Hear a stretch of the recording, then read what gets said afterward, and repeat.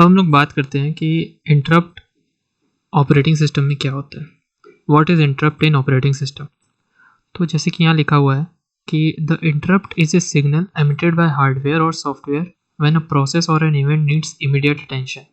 मतलब कि इंटरप्ट क्या है? इंटरप्ट एक सिग्नल है और सिग्नल क्या करता है कि जैसे ही कोई हार्डवेयर या सॉफ्टवेयर रिक्वेस्ट करता है प्रोसेसर से कि हमें ये काम एग्जीक्यूट कराना है, तो वो क्या होता है कि वो हार्डवेयर या वो software, hardware in the sense कोई डिवाइस का फर्मवेयर हो गया, सॉफ्टवेयर इन द सेंस कि कोई भी प्रोसेस हो गया या प्रोसेस का चाइल्ड प्रोसेस हो गया, वो सिग्नल भेजता है प्रोसेसर को। वो सिग्नल भेजता है प्रोसेसर को कि हाँ भैया देखो, हमको अभी काम है, यहाँ पे हम एक इंटरप्ट जनरेट करना चाहते हैं, यहाँ पे हमारा एक हाई प्रायोरिटी का काम है, उसको पहले एग्जीक्यूट हो जाने दो और प्रेजेंट प्रोसेस जो हो रहा है उसको किसी एड्रेस पे स्टोर कर लो, उसके सारे रजिस्टर्स को स्टोर कर लो ताकि जब हमारा काम हो जाए तो उसको वापस से एग्जीक्यूट कर सको। ठीक है, तो वही लिखा हुआ है कि it alerts the processor to a high priority process requiring interruption of the current working process. अच्छा, तीसरा पॉइंट क्या है? In input output devices one of the bus control lines is dedicated for the purpose and is called the interrupt service routine. तो मतलब वो बस जो इस सिग्नल को ले जाती है डिवाइस के फर्मवेयर या सॉफ्टवेयर के प्रोसेस से प्रोसेसर तक, उसको क्या कहते हैं? इंटरप्ट सर्विस रूटीन कहते हैं।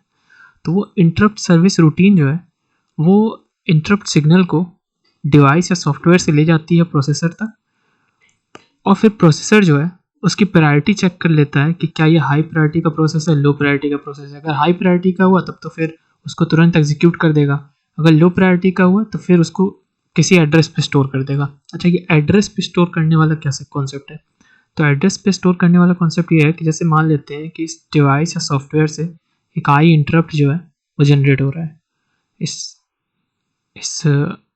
हार्डवेयर या सॉफ्टवेयर से एक आई इंटरप्ट जनरेट हो रहा है, ये प्रोसेसर पे गया।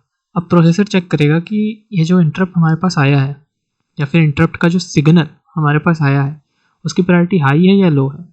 अगर उसकी प्रायोरिटी जो है वो हाई होगी तो वो अपने जो करंट रनिंग प्रोसेस है उसको क्या करेगा? रजिस्टर में स्टोर कर देगा, उनके जो भी रजिस्टर यूज़ हो रहा है उस रजिस्टर को स्टोर कर देगा और उस इंटरप्ट को किसी दूसरे एड्रेस पे स्टोर कर लेगा जो अभी करंट प्रोसेस चल रहा है। एज ए इंटरप्ट उसको दूसरे एड्रेस पे स्टोर कर लेगा और फिर जो अभी इंटरप्ट जनरेट हुआ है क्योंकि वो हाई प्रायोरिटी का है तो उसे एग्जीक्यूट करना शुरू कर देगा। ठीक है। अच्छा, अब जैसे कि डिवाइस जो है वो इंटरप्ट जनरेट किया, अब इंटरप्ट जो है इंटरप्ट कंट्रोलर के पास गया। अब इंटरप्ट कंट्रोलर क्या करेगा? उसका प्रायोरिटी वगैरह चेक किया, देखा कि हाँ प्रायोरिटी लो है, तो फिर इस ये जो इंटरप्ट जनरेट हुआ इसको डिसेबल कर देगा और सीपीयू का जो करंट प्रोसेस चल रहा है वो चलने देगा। अगर यही प्रायोरिटी हाई हुआ तो इसको सीपीयू से कनेक्ट कर देगा और जो प्रेजेंट इंटरप्ट आया है या प्रेजेंट सिग्नल आया है वो सीपीयू उसको एग्जीक्यूट कर देगा। तो ये तो बात हो गई टोटल कि क्या हो रहा है। अब एक पॉइंट एक देख लेते हैं कि A single computer can perform only one computer instruction at a time, but because it can be interrupted, it can manage how programs or sets of instruction will be performed. इसी को कहते हैं multitasking interrupt के कारण ही possible है, क्योंकि इतना तेजी कंप्यूटर काम करता है कि लगता है कि सब एक साथ हो रहा है, लेकिन वो होता है इंटरप्ट बेसिस पे ही है। तो यही है कि एक सिंगल कंप्यूटर एक समय में केवल एक ही इंस्ट्रक्शन परफॉर्म कर सकता है, बट क्योंकि उसको बीच बीच में हम लोग इंटरप्ट कर सकते हैं डिफरेंट शेड्यूलिंग एल्गोरिथम के हिसाब से, इसलिए हमें ऐसा लगता है कि वो सारा काम एक साथ हो रहा है और इसी को कहते हैं मल्टीटास्किंग। ठीक है। अच्छा, अब जब इंटरप्ट जनरेट हुआ तो उस इंटरप्ट को ये मान लेते हैं किसी आई एड्रेस पे स्टोर किया और जो करंट प्रोसेस चल रहा था उसको भी एज ए इंटरप्ट किसी दूसरे एड्रेस पे मान लेते हैं i+1 पे स्टोर कर दिया। ठीक है। अब जो करंट प्रोसेस चल रहा था इंटरप्ट आने से पहले उसके रजिस्टर वगैरह को भी ये सेव करेगा। तो अब जब ये सारे तामझाम से जब निपट जाएगा कि हाँ ये जो प्रेजेंट आया है इंटरप्ट हाई प्रायोरिटी का उसको कर लिए, अब जो हमारा पहले चल रहा था प्रोसेस वहाँ पे चलते हैं, तो वहाँ पे जब वापस से जाएगा तो इसको ये सारे रजिस्टर को वापस से लोड करना पड़ेगा। पहले सारे रजिस्टर को लोड करेगा, फिर इस एड्रेस पे आकर क्या कहते हैं वापस से इसको एग्जीक्यूट करेगा। अच्छा, ये सारा एड्रेस कहाँ स्टोर हो रहा है? प्रोग्राम काउंटर पे स्टोर हो रहा है। प्रोग्राम काउंटर ही बताता है कि नेक्स्ट इंस्ट्रक्शन कौन सा एग्जीक्यूट होना चाहिए।